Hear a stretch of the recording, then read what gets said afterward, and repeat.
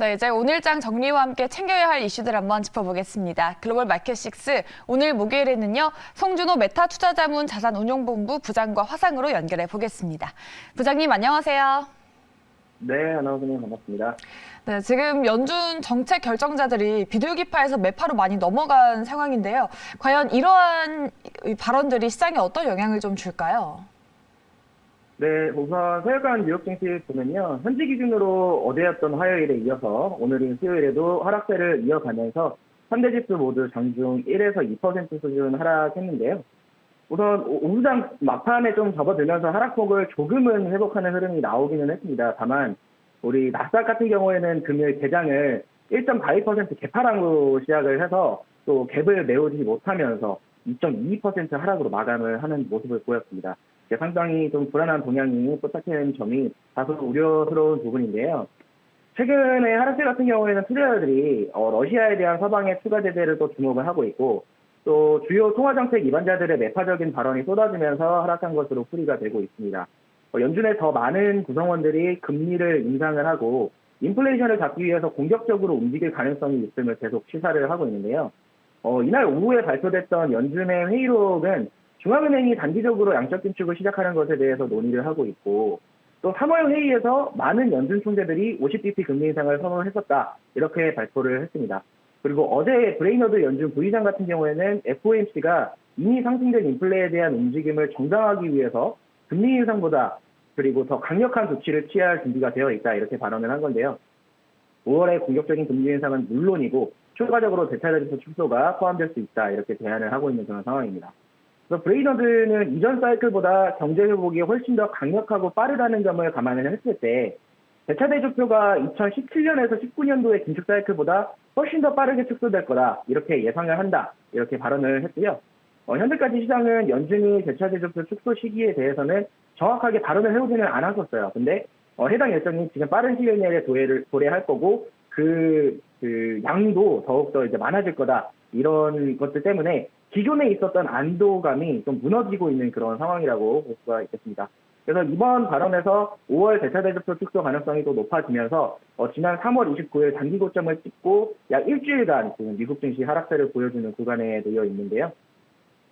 지금 미국이 공격적인 긴축 정책을 단행할 것이 좀 예상되는 상황에서 일부 월가의 전략가들과 경제학자들은 지금 미국이 내년 말 경기 침체에 빠질 것이고, 또 도이치방크의 한 경제학자 같은 경우에는 미국 경제가 내년 말까지 전면적으로 침체에 빠지고, 또 유럽 같은 경우에는 2024년까지 실업률이 치솟으면서 성장 침체기에 빠질 거다, 이렇게 예상한다고 발언을 했습니다.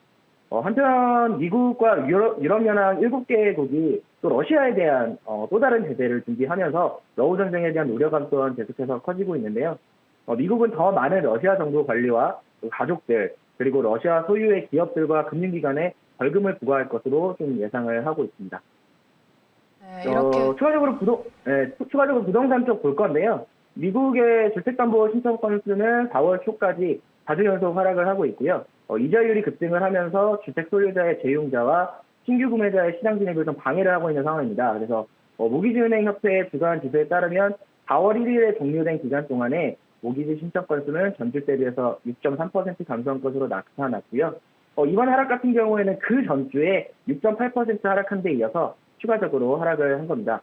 그리고 재용자 같은 경우에는 전주보다 10%, 작년 같은 주보다 62% 감소를 하면서 전체 재용자 신청은 2019년 봄 이후에 최저 수준으로 떨어져 있는 상황입니다. 현재 30년 고정 모기지 금리가 4주 연속 4.9%로 1년 전보다 1.5%포인트 이상 높아져 있는 상황입니다. 업종별로는 금리 인상 사이클에 대해서 전형적인 흐름이 나왔다, 이렇게 볼 수가 있겠고요. 경기민감주 2.7%, 기술주가 2.65%, 통신서비스가 2.1% 정도 크게 하락하면서 나스닥 위주의 시장 하락을 주도했고요. 산업재와 금융주, 원자재 또한 1.2에서 0.8% 수준 하락하면서 그 뒤를 이었습니다. 유틸리티와 헬스케어, 필수 소비재 등은 1.4에서 1%가량 상승을 하면서 시장 대비 강한 흐름을 보여주었고요. WTI가 오늘 5% 가까이 급락하면서 배럴당 97달러 선에서 거래가 되었는데, 에너지 섹터는 보합 수준 유지하였고, 향후 유가가 얼마나 빠르게 하향 안정화되는지에 따라서 시장에 대한 전망이 지금 바뀌게 될 거예요. 근데 경제 성장은 유지가 되는 상황에서 유가가 배럴당 70에서 80달러 선까지 하향 안정화가 되어준다. 이런 전제 조건이 성립이 된다면 시장은 리오프닝과 함께 인플레에 대한 우려를 다시 잠재우고 강한 성장을 이어갈 가능성에 무게를 두고 있습니다. 네, 금리 인상에 따라 영향을 받았던 경기 민감주나 기술주가 좀 하락을 주도했는데요. 그래도 이런 시장에서도 저희가 좀 투자 기회를 찾아볼 수 있을 것 같은데 어떤 종목 눈여겨볼까요? 네, 오늘 특징주 간단하게 한 종목 볼 건데요. 기업들의 기기간 네트워크와 클라우드 인프라의 보안 취약성을 모니터링하는 소프트웨어를 판매하는 회사가 있어요. 서핀 소프트웨어 테크놀로지스라는 회사의 주가가 금일 43% 이상 급등을 했습니다. 오늘의 급등은 턴 리버 캐피털이라는 투자회사가 서핀 소프트웨어를 주당 13달러에 전액 현금 거래로 인수를 한다는 소식 이후에 발생을 했고요. 커피는 2020년에 비해서 21년도에 수익이 개선되는 모습이 보였는데 전년 대비 16% 증가한 실적을 발표를 했습니다. 다만 지속적인 매출 성장을 보이고 있음에도 불구하고 영업 손실과 단기 순손실의 늪에서는 아직 빠져나오지 못하고 있는 상황이기 때문에 최근의 주가 흐름은 다소 저조했던 그런 회사였습니다.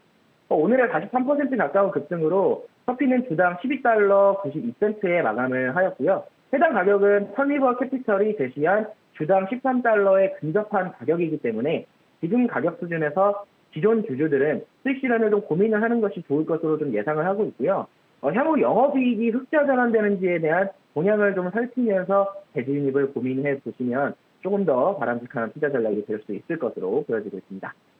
네, 특징주로 터핀 소프트웨어 테크놀로지 앞으로의 실적을 지켜보면서 접근할 필요가 있다는 의견 말씀드렸습니다. 이렇게 뉴욕 증시 짚어드렸고요. 시장 대응하실 때 도움 되셨으면 좋겠습니다. 오늘 마켓식스는 송준호 메타투자자문 자산운용본부 부장과 함께했습니다. 오늘 말씀 고맙습니다. 네, 감사합니다.